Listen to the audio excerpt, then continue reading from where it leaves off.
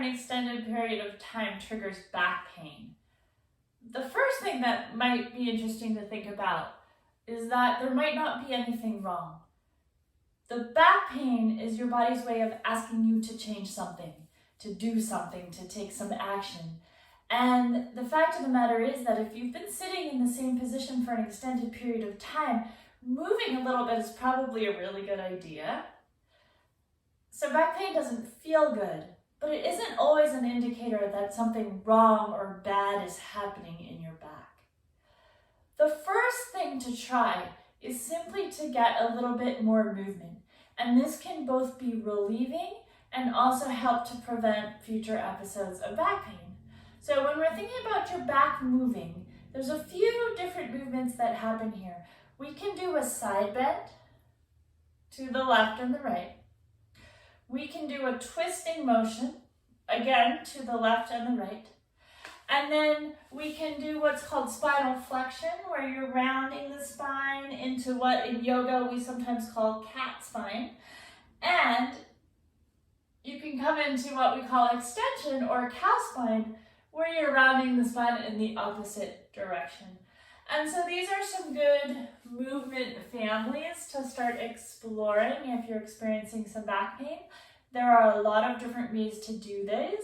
I recommend making the movement smaller, repeating the movement rather than holding in many cases, and just exploring how the movements feel. And if you find that just doing a little more movement is not enough to relieve your discomfort, then it might be time to reach out for a professional assessment or to get a little bit more one-on-one support. So let me show you some ways that I work with these movements in people's bodies. As a yoga therapist, the first thing we'll do is lie down. You're welcome to use a blanket or pillow underneath your head. And the movement that we'll explore here is a pelvic tilt and tuck. It is a pelvic movement, but we are also looking for some movement to be happening in the lower part of your spine.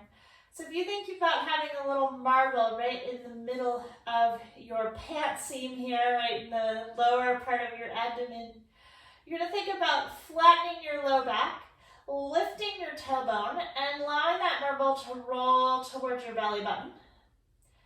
And then we're going to think about bringing your tailbone down towards the floor, allowing some arch into your low back, and rolling that marble back to its starting position, or maybe even down towards the base of your pelvis. So a really common thing that happens when people do this is they can feel themselves pushing with their feet, and they can notice a lot of movement happening up in their shoulders and head. And that's often a sign that the low back is not moving really well, and so the force that's trying to move the low back is actually moving up into the upper body. So you're going to make the movement really small. See if you can keep your head and shoulders quiet, and just find that little bit of movement through your pelvis and your low back, keeping it as isolated as possible. The second movement we'll do here is a sideline twist.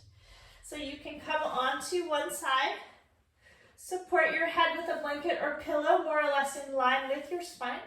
If you get some hip or low back discomfort here, you might also place something between your knees.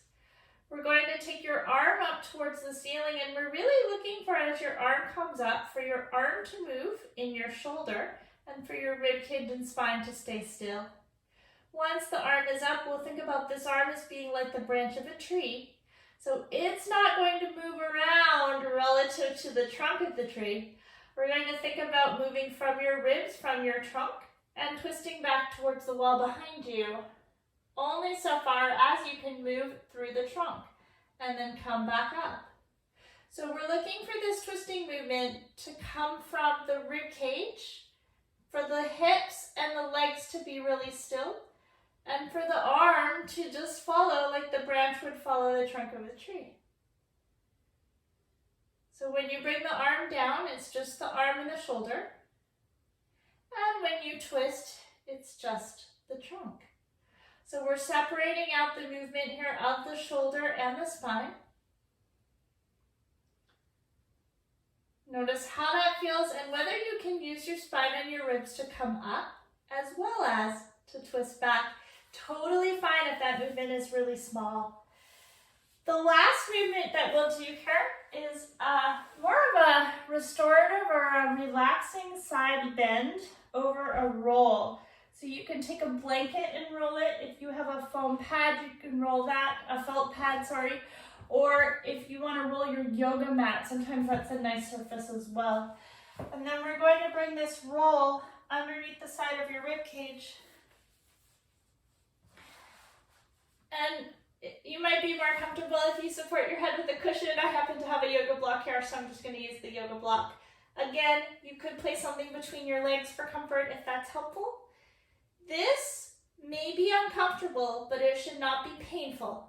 And if it is a little bit uncomfortable, we're looking for that discomfort to fade pretty quickly as you spend time here.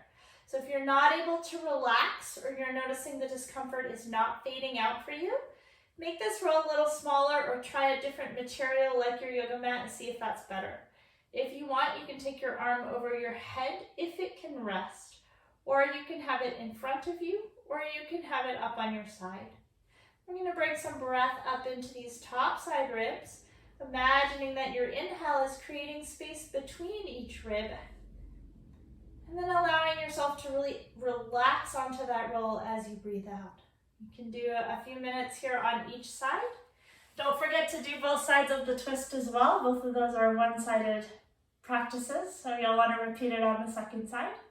And take time after each practice to notice how you feel just lying on your back and notice what's changed. And I hope some of these help your back feel better.